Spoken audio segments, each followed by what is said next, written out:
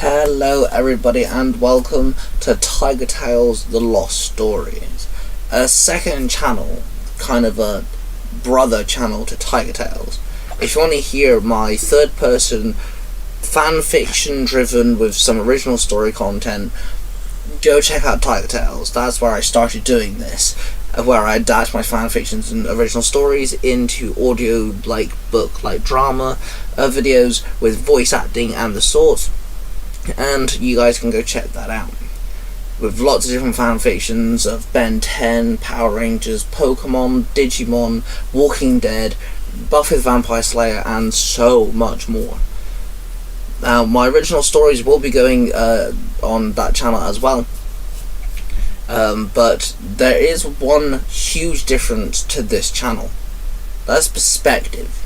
This channel solely will be first-person perspective storylines. And there'll be a bit more of a twist to these stories, and that's why there's a separate channel for them. So you can find them in a completely separate section on YouTube.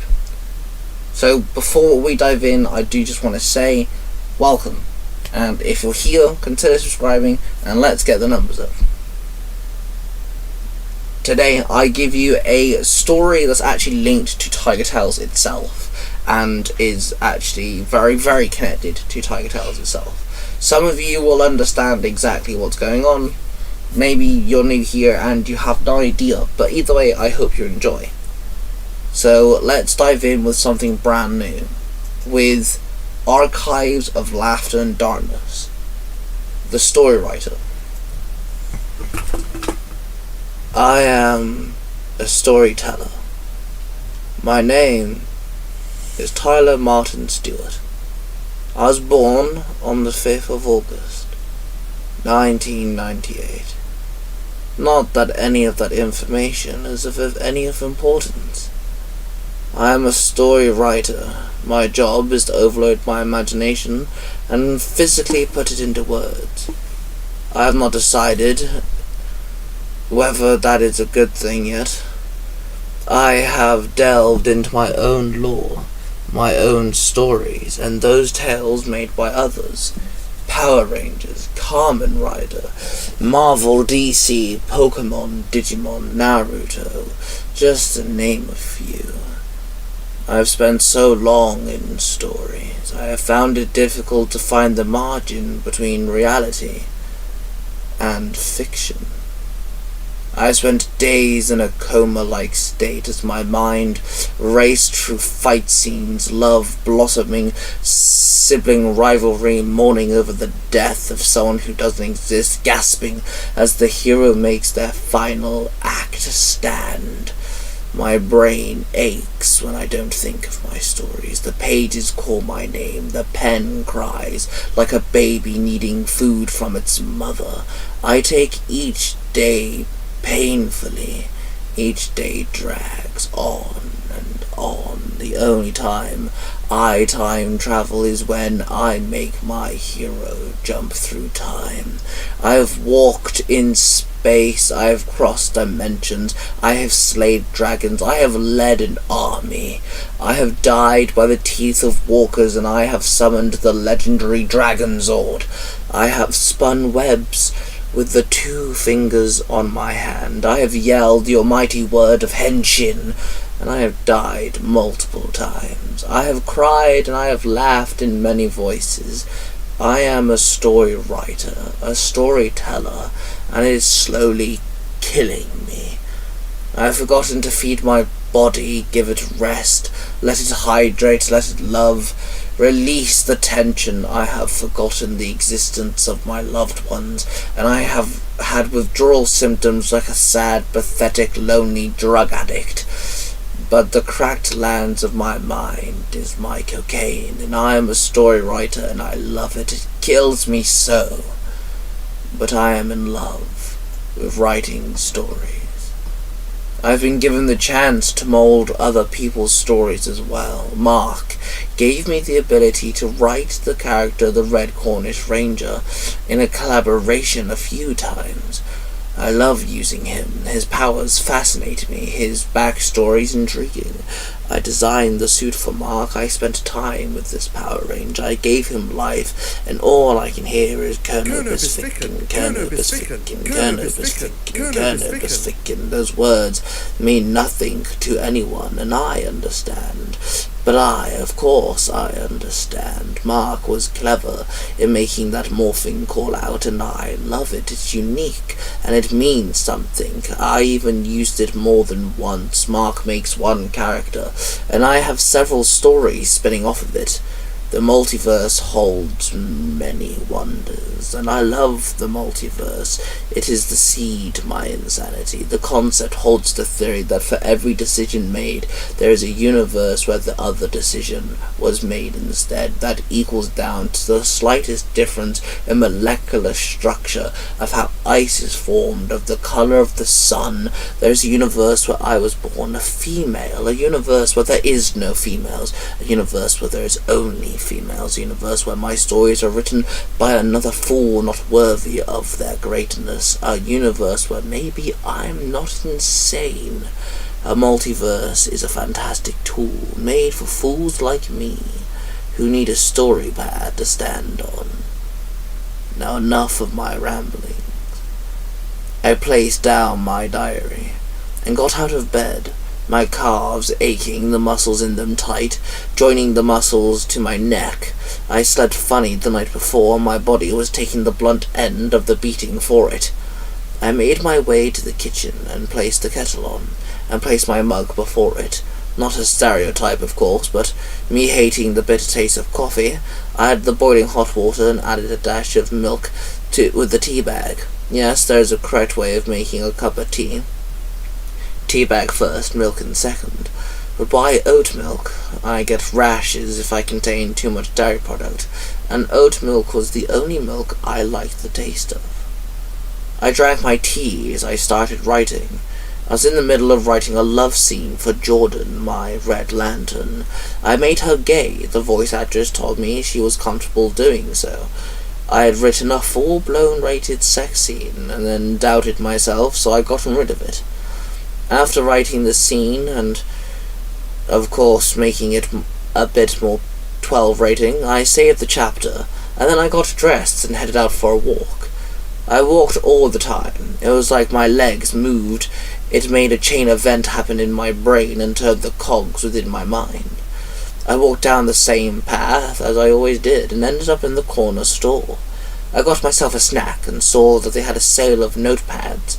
It reminded me of the days as a child when I did not have the luxury of technology, and I had to write all the amazing ideas in my head by hand.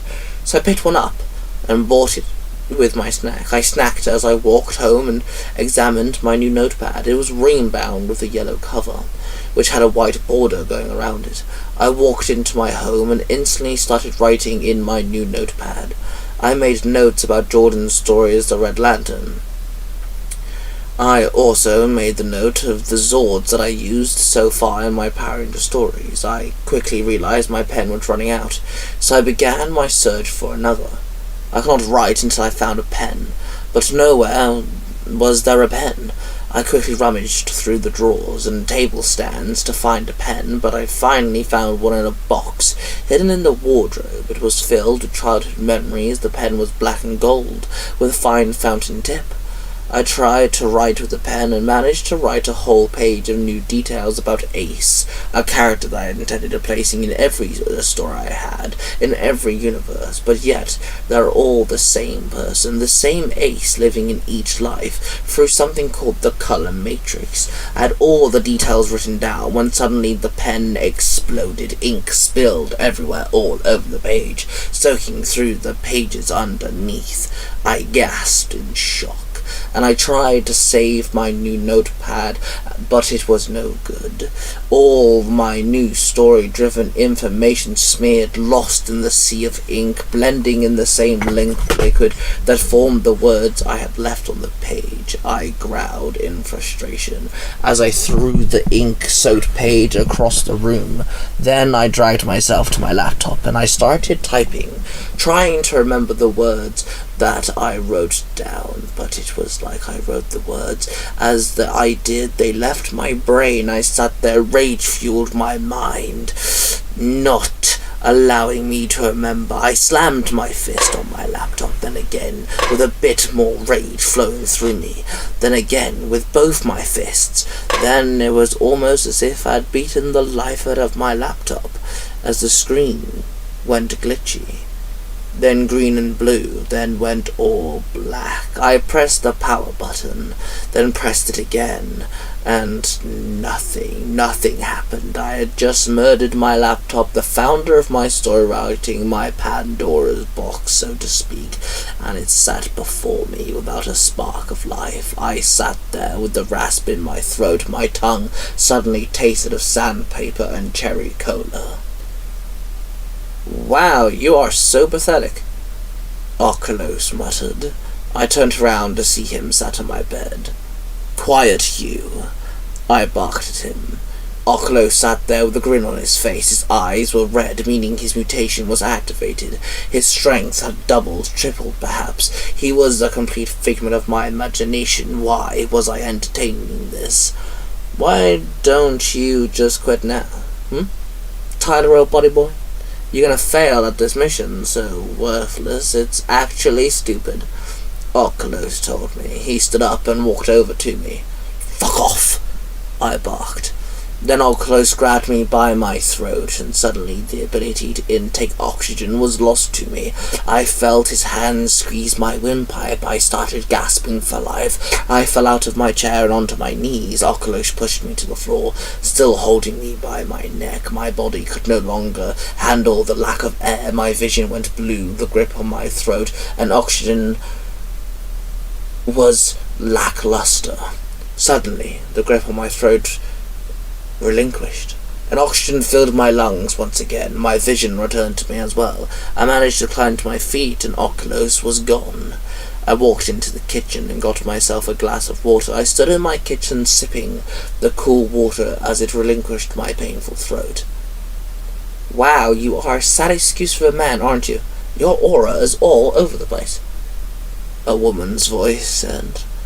I looked up to see Penny stood in front of me, the Fangaya princess with the ability to see auras.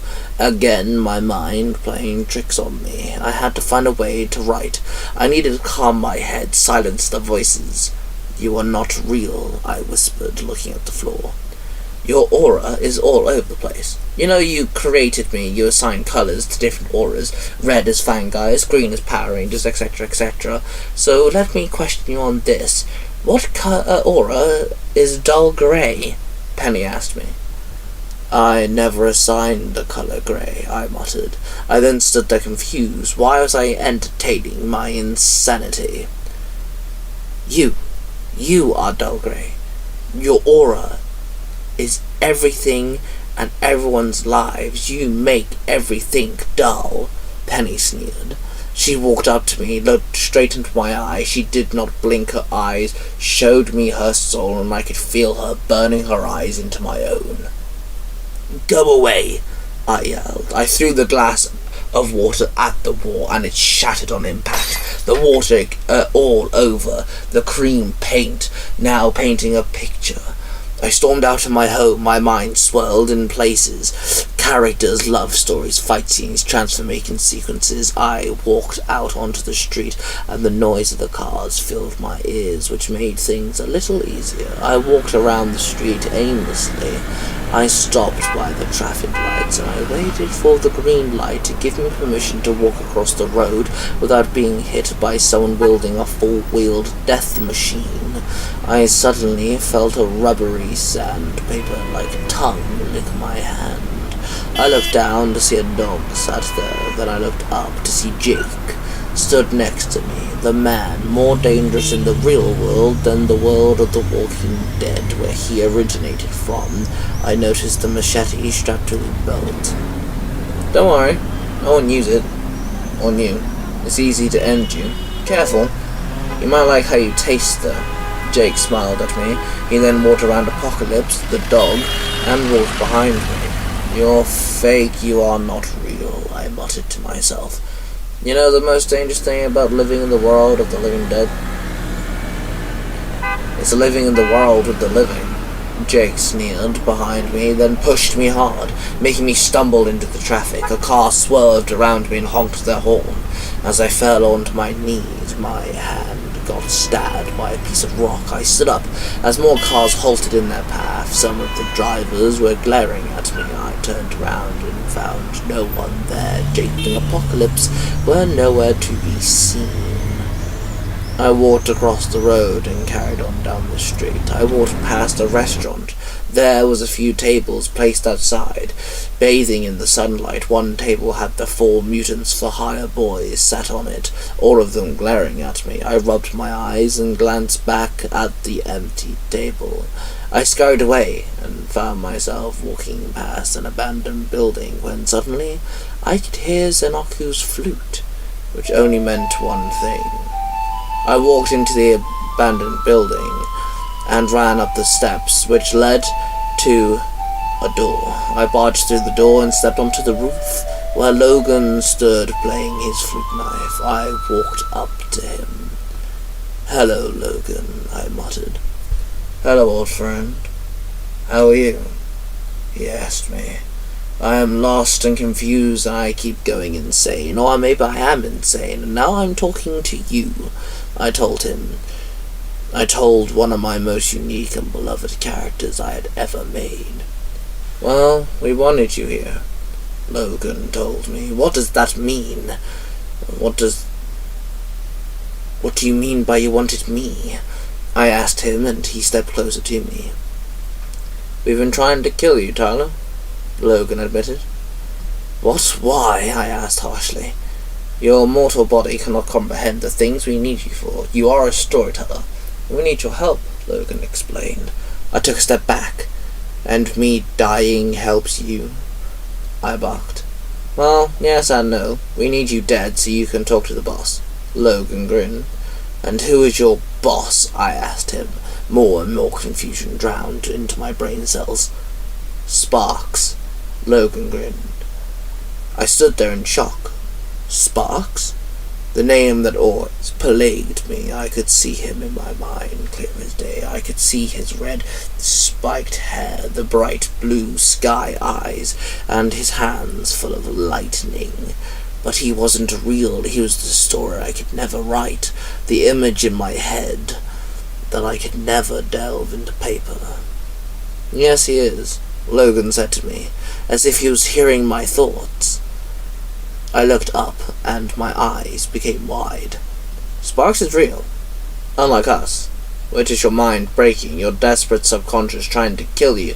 You've never been able to write about Sparks because, well, you thought was an idea was actually your mind preparing for this exact moment," Logan told me. I stood there confused. How many of my insanity is going to be like this, I asked myself. Be my mind preparing myself. I was confused. How could I truly believe the image in front of me, a person I made? I had created this person on paper. I drew this character. I had gave him life. I gave him direction. I gave him purpose. Through my words on a page, I created this broken man. "Come on, Tyler, you can do it," Penny's voice said. I turned to see Oculus and Penny stood there. All 3 of my characters walked up to me, and then suddenly in a flash of blue light, more of my characters appeared. Minnie, the pink Cornish Ranger, the other 3 mutants for hire, the Power Rangers, Future Foundation, the Kamen Rider Kiva, my own Spider-Man, my version of Albedo and his Plumber Squad, the Power Rangers Cyberforce V2, the Alexis, the Vampire Slayer. They're all here on this roof, all staring at me. "Do it, do it, do it," Everyone chanted. They all advanced. I was forced to take a step back. My foot slipped off the edge. I panicked as I put my foot back onto the building, and my breath increased. "Take the leap of faith," Logan said. I took a deep breath, and I stood there with two choices. I could jump and hit the concrete pavement and die, or jump and accept my fate. I closed my eyes and walked off the ledge. I felt the rush of the wind go through my hair like a gentle hand. Suddenly my body crashed onto the ground. I opened my eyes. I could not feel my body. I could not feel anything. My vision was blurred, and I could not hear the people. I could hear the screaming, but I could not hear the people trying to see if I was okay, asking if I was alive. I could only close my eyes, and I let the pain swallow me. I woke up in some form of lake.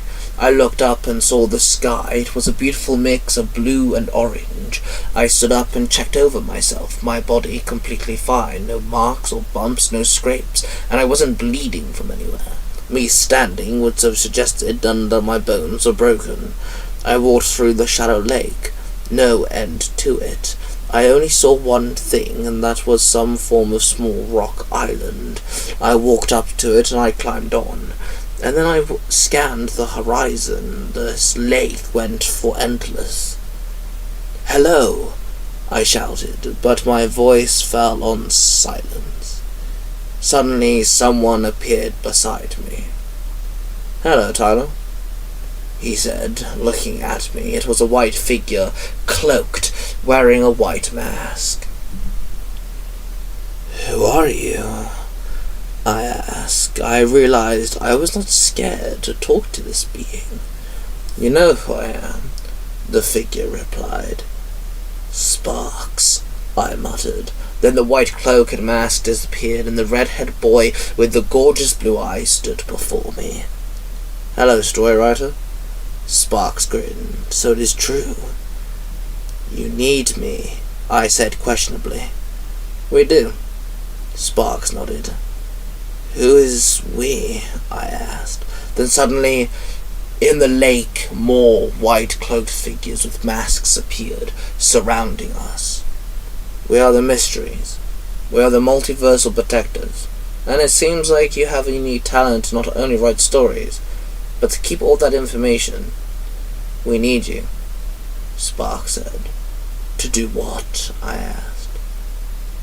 "Write stories," Sparks replied. I looked at him, all confused. Then Sparks waved his hand out, and suddenly a huge purple and golden book appeared in front of me, floating there.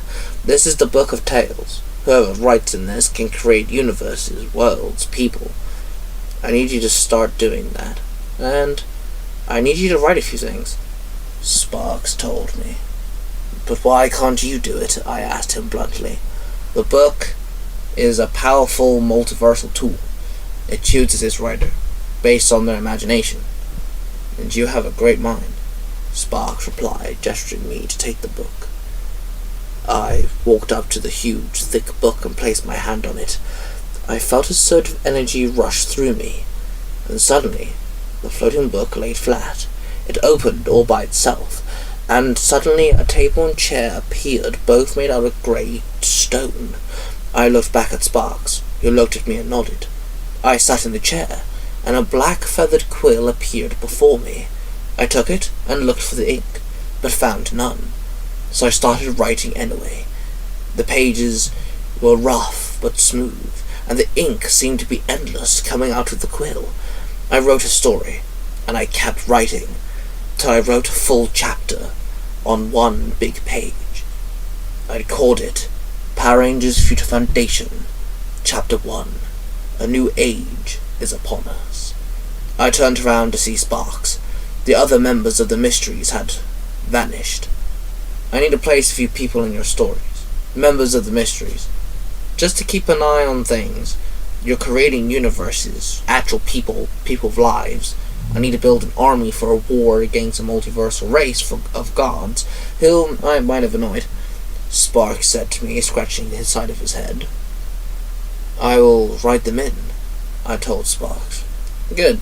I'll be back soon with a list of people I need you to write in. You keep writing, and welcome to the mysteries, Sparks said to me with a grin. Then he turned around and his body phased away, leaving me alone. I got my quill, and I started writing in my new book. I could feel the power that I was creating, building and growing. I looked up and saw the portion of the sky was now black and filled with stars. It was the universe I had just created, and I kept writing. I could feel the universes grow and burst forth with life as I wrote down everything in my mind. I had forgotten about Earth, my life beforehand. I had let my mind delve into the imagination that used to plague me, but this time round I had befriended it. It was no longer a curse, but a weapon, and I had become one with it. I had become the story writer.